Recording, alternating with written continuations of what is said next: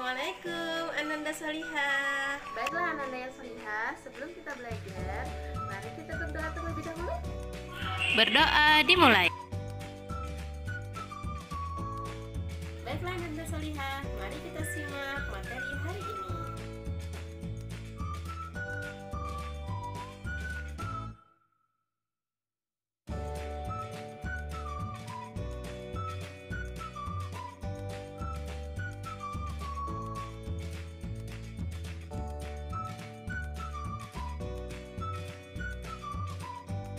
Halo semuanya, masih ingatkan dengan Edo?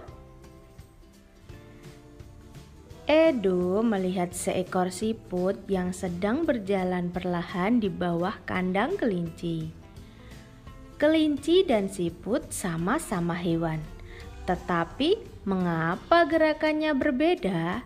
Edo bergumam. Ayo kita belajar. Kelinci berjalan sangat lincah dan cepat, sedangkan siput berjalan sangat lambat. Mengapa bisa begitu ya? Masih ingat kan pembelajaran 1 dan 2? Tentang hewan vertebrata dan avertebrata. Pada pembelajaran sebelumnya kalian sudah tahu kelinci termasuk hewan vertebrata yang memiliki tulang belakang. Siput merupakan hewan avertebrata, tidak mempunyai tulang belakang. Nah, itulah yang menjadi perbedaan cara berjalan kelinci dan siput.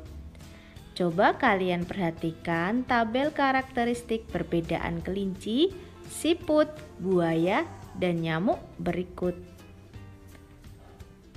Nah, ini tabelnya, silahkan diamati.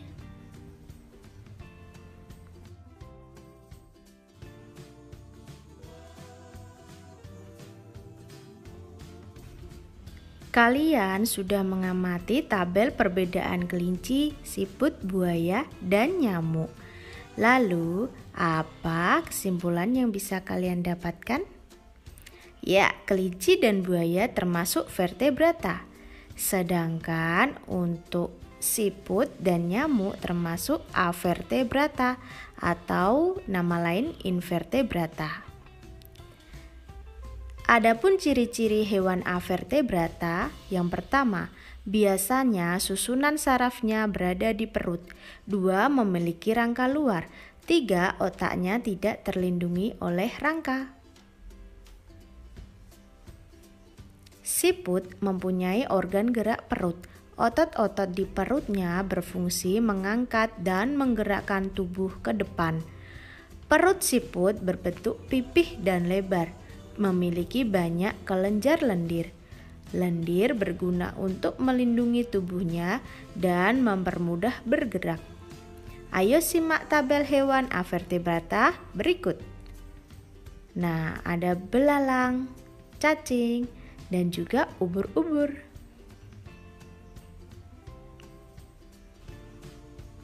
Agar lebih paham, simak juga peta konsep ini. Hewan avertebrata. Ada yang bergerak menggunakan kaki dan sayap. Contohnya belalang, kupu-kupu, semut. Yang bergerak menggunakan perut, contohnya siput, cacing, dan lintah. Sedangkan organ gerak tentakel, contohnya ubur-ubur, cumi-cumi, dan juga sotong.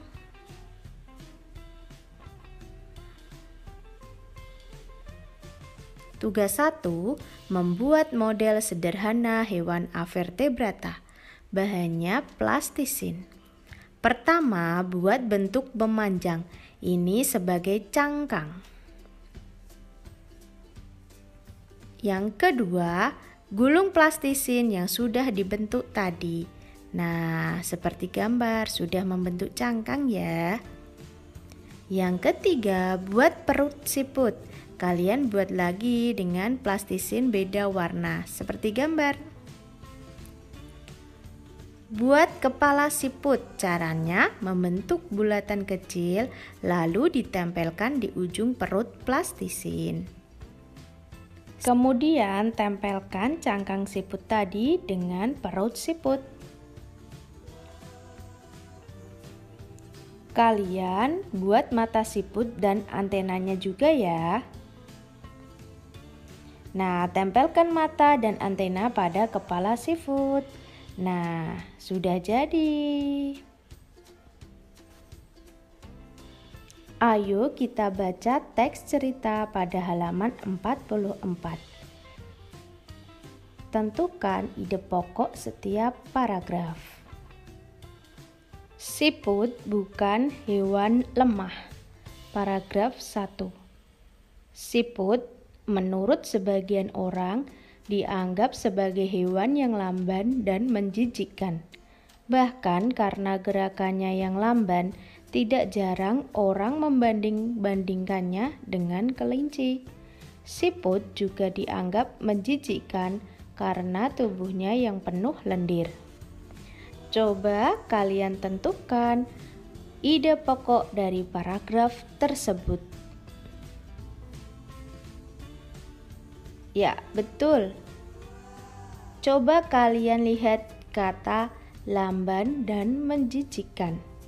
Nah, di kalimat kedua dan kalimat ketiga juga ada kata-kata ini. Sehingga dapat kita simpulkan bahwa kalimat kedua dan kalimat ketiga adalah paragraf atau kalimat penjelas. Kalimat utama atau ide pokok dari paragraf 1 ini yaitu siput dianggap sebagai hewan yang lamban dan menjijikkan. Kita lanjut untuk paragraf yang kedua. Coba kalian simak. Sebenarnya, siput memiliki kelebihan dan keistimewaan. Kelebihan dan keistimewaan siput ini merupakan karunia Tuhan yang tidak dimiliki oleh hewan-hewan lain. Apa saja kelebihan dan keistimewaan tersebut? Nah, coba mana ide pokok dari paragraf yang kedua ini? Ya, ada di kalimat pertama juga. Siput memiliki kelebihan dan keistimewaan. Karena di kalimat kedua menjelaskan tentang kata-kata ini. Selanjutnya yaitu paragraf yang ketiga. Coba kalian simak ya.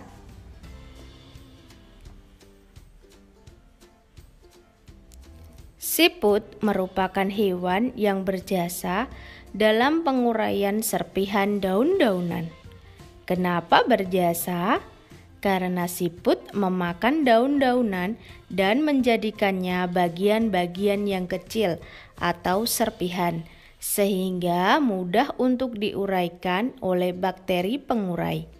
Jika benda-benda yang besar seperti daun berubah menjadi serpihan dan diuraikan akan bermanfaat bagi kelestarian lingkungan sekitar siput berada.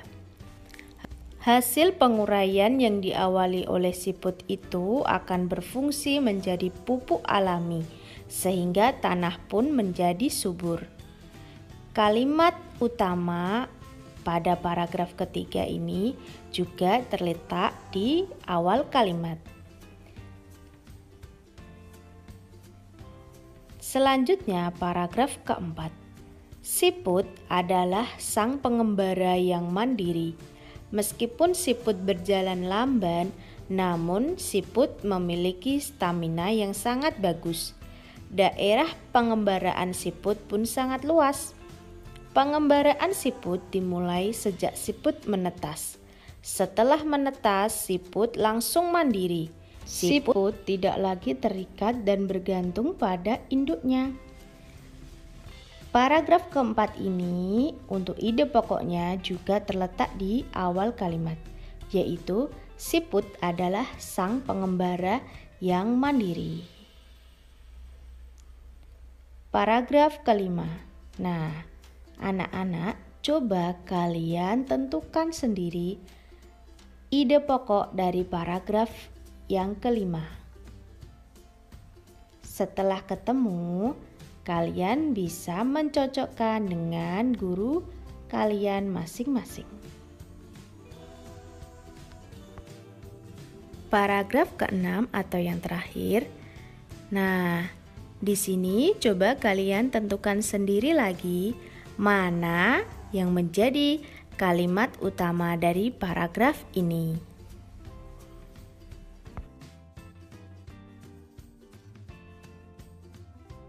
Setelah membaca teks cerita tentang siput, nah Edo menjadi tertarik untuk menggambar sebuah gambar ilustrasi. Nah, seperti ini gambarnya. Edo menggunakan corak kartun sehingga gambarnya lucu.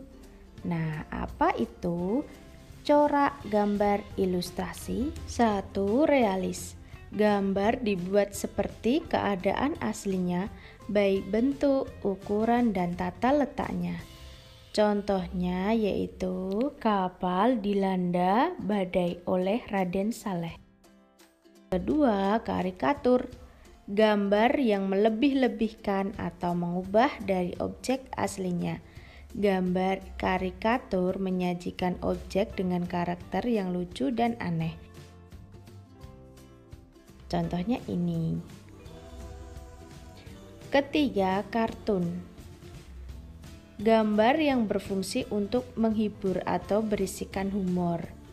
Biasa berupa tokoh binatang atau manusia.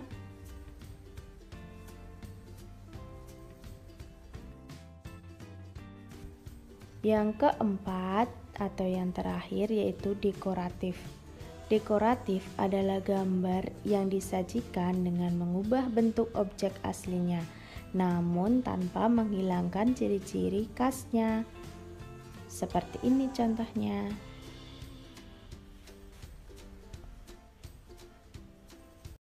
Kita ambil yaitu